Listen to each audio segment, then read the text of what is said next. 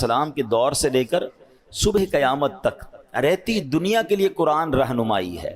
اچھا، اب یہ ایکچولی اس کا شان نزول کیا ہے، یہ کس لیے آیت نازل ہوئی تھی، اس زمانے میں کیا معاملہ ہوا تھا؟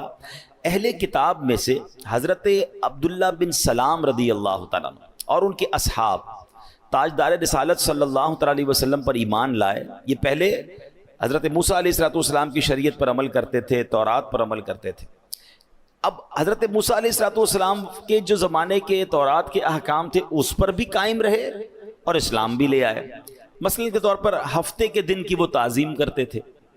یہودیوں میں تورات کے اندر ہفتے کے دن کی بڑی رسپیکٹ ہے، تو انہوں نے سوچا کہ اسلام میں ہفتے کے دن کی اگر ہم تعظیم کریں تو منع تو نہیں ہے نا، چلے ہم ایمان بھی لے آتے ہیں مگر حضرت موسیٰ کی شریعت کا بھی ایک معاملہ جو ہے وہ کنٹینیو کر لیتے ہیں۔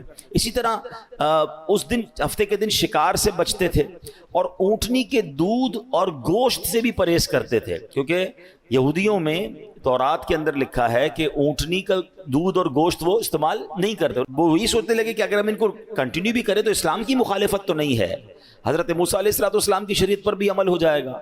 اس پر یہ آیت نازل ہوئی اور انہیں یہ حکم دیا گیا کہ اسلام کے احکام کی مکمل پیروی کرو، یعنی تورات کے احکام منسوخ ہو گئے ہیں، اب ان کی طرف توجہ نہ دو۔ اب یہ تو تھا وہ سینیریو، وہ معاملہ کہ جس پر یہ آیت نازل ہوئی۔ مگر جیسا میں نے کہا کہ قرآن صرف ایک دور کے لیے، ایک وقت کے لیے نہیں ہے۔ اب اگر ہم آج کے دور میں اس کو امپلیمنٹیشن کریں، آج کے دور میں اس پر غور کریں، تو آج بھی یہ حال ہے کہ لوگ مسلمان تو ہو گئے، کلمہ تو پڑھ لیا، مگر پورے اسلام میں داخل ہونے میں شرمندہ نظر آ رہے ہوتے ہیں۔ ان کو خود اسلام کے احکام پر جو ہے نا بات کرنے میں شرم ہو رہی ہوتی ہے، اس کا اپیرنس، اس کا لباس پہننے میں شرم آ رہی ہوتی ہے، اس کی